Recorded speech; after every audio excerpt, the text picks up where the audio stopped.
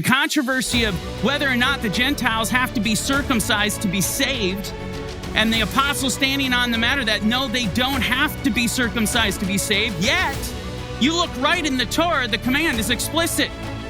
You want to be part of Abraham's household, you're going to have to be circumcised.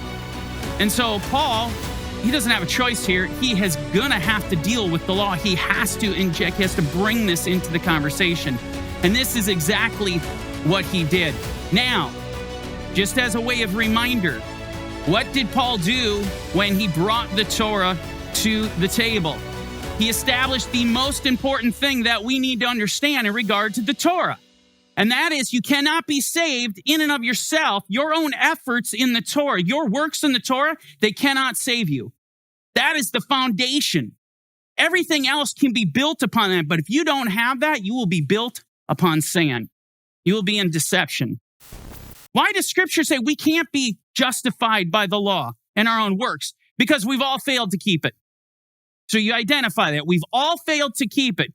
Now, does Paul leave it right there?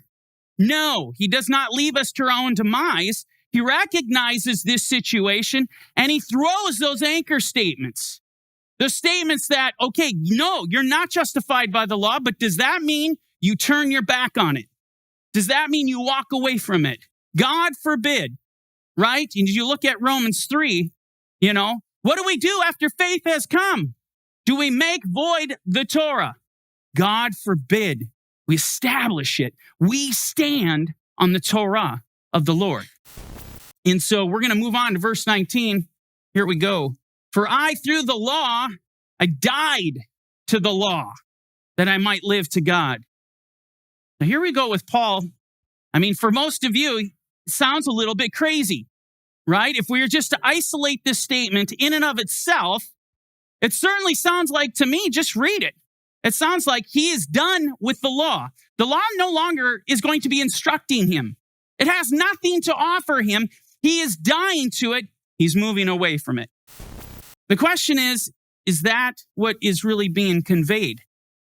And I think most of you should have the answer. If you were here last week, you read this and you go, I can't be reading this right. I realize my instinct is to say he's abandoning the Torah.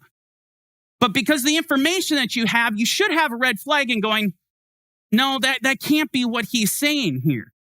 Now, for most of you, I believe that most of you recognize the validity of the Torah. Okay, that's great. So you know that that's not what he's saying, but do you understand what he is saying? It's not just about, no, Paul's not saying the Torah is done away with. That's a fragment. What does it mean? How are we supposed to understand that? Because I got to tell you, there is a lesson here for us that is so deep and profound. We need to glean from this. What is he dealing with? What is he trying to convey? Well, in looking at this, I think the best way to assess this is to get to know the Apostle Paul better. Get to know his literary style. Get to know the way he utilizes specific words in the context that he uses them in. He has a very, very specific writing style. And if you look at his epistles, not just at Galatians, but you look at them in totality, you're really going to start to understand him at a level that will probably surprise you. And so we're going to do this, and we're going to go to Paul's epistle to the Romans. And as I mentioned last week, Romans is the comprehensive version of Galatians. It's detailed. It's clear. It's concise. It's crystal clear. Whereas Galatians is more of this summary. And I had somebody come up. It was interesting. I had somebody come up and say, Daniel, why not the way Paul wrote to the Romans? Wouldn't it have been just easier for him to write the same way to the Galatians? Paul never went to Rome until the very end of his ministry. In fact, when he wrote the epistle to the Romans, he had never been there. Think about that. But with Galatians, he had been there many times. And so if Paul's interacting with the Galatians, physically looking at them, eye to eye, teaching them, answering their questions, spending time with them, praising the Lord, praying together, they develop a relationship. There are things that Paul knows about them, knows what he's already told them. There are things that he has answered as far as questions-wise that he's already dealt with. Yet with the Romans, he's never once met them. So you might think that Paul is going to be a little more deliberate, a little more careful in his epistle to the Romans to ensure that they're not going to mistake or misunderstand exactly what he said. Absolutely. Absolutely. And that's why Galatians is written in the fashion it is versus the epistle of Romans. So we're going to go to the comprehensive version because what we're going to find is Paul actually makes the very same statement that he makes to the Galatians. And so this is what he says. Therefore, my brethren, you also have become, dead to the law through the body of Mashiach. Virtually identical statements. I mean, really. Galatians, you're dead to the law. He's died to the law. Romans, you're dead to the law. The book was written to Gentiles. What we know is Jew or Gentile? Jew or Gentile? Because Paul is drawing this to himself. We're all dead to the law. The first thing I want to bring to the table is the fact that Paul, in his epistle to Romans, and again alluded to this last week, Paul utilizes the terms law and sin in a transposable fashion at times, synonymously. In fact, let me take this away. Romans 6:11. Likewise, you also reckon yourselves to be dead indeed to sin. Dead to sin. So he says dead to sin in Romans 6, but in Romans 7, he says dead to the law. In fact, he does this multiple times. I'm not going to put them all up here. How can he use sin and law in the same context unless they mean the same thing? But do they mean the same thing? Well, Paul knows. Again, we looked at this last week. Paul knows the struggles that you're going to have, and brilliantly, he throws the anchor out, and this is what he says. What shall we say then? Is the law sin? Certainly not. Certainly not. On the contrary. So he recognizes, yes, I realize I use sin and law in the exact same context, but guess what, people? They're not the same. In fact, they couldn't be farther apart. Sin is vile and ugly. Law is holy and beautiful and righteous. What are we supposed to take away from this? How are we supposed to understand this? What's he trying to teach us? Well, interestingly enough, the Apostle Paul provides a very special key, if you will, that unlocks a very special door to a world of understanding. And it's just a little tiny statement, but so powerful. And it's tucked away towards the end of his first epistle to the Corinthians.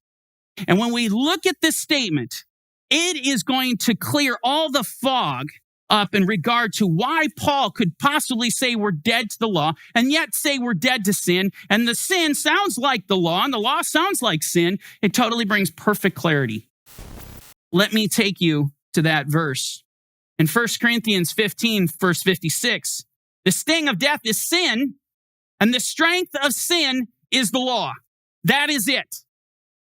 That is the key to understanding how Paul could possibly utilize these terms, sin and law, in the very same context, yet they don't mean the same thing. The sting of death is sin. The strength of sin is the law. I want you to think about this analogy. I love to use this analogy because this is exactly what he's conveying. When a snake bites a person, if that snake is non-venomous, nothing happens. If the snake is venomous, that person's going to die. If he gets bit by a black mamba and there's no help, that person's going to die. The bite is sin. The venom is the law. The venom is what kills. Sin has no power. You need to understand this in regard to the relationship of the law and sin and of us with sin and the law. Sin in of itself has absolutely no power. None of us would die in sin if it were not for the law. It's the venom. I always like to say, sin will dig your grave, but the law will put you in it. You must understand this reality in regard to the law. So the law is the power. It has great power. it condemns. It condemns you to death. And you think about what Yeshua really is. He's the anti-venom. So you get bit by a black mamba, and that venom starts running through your veins, start to circulate through at an just incredible rate. You're going to die unless you get anti-venom. Yeshua is the anti-venom to the condemnation of the law. And Romans 8, there is therefore now no condemnation to those who are in Messiah Yeshua, who do not walk according to the flesh, but according to the Spirit. Anchor statement. Did you catch it? There is no condemnation to those who are in Messiah Yeshua. The law can say nothing to us. It's what condemns us. Sin is not condemning us. It's the law that condemns us. It has no power to speak to us when we are in Messiah Yeshua. But is it interesting? Do we run off and do whatever we want? Do we have the ability to do that? No, because there's no condemnation specifically to those who do not walk according to the flesh, but according to the Spirit. They walk in holiness, purity. For the law of the Spirit of life in Messiah Yeshua has made me free from the law of sin and death. Made me free. It set us free. It's the anti-venom.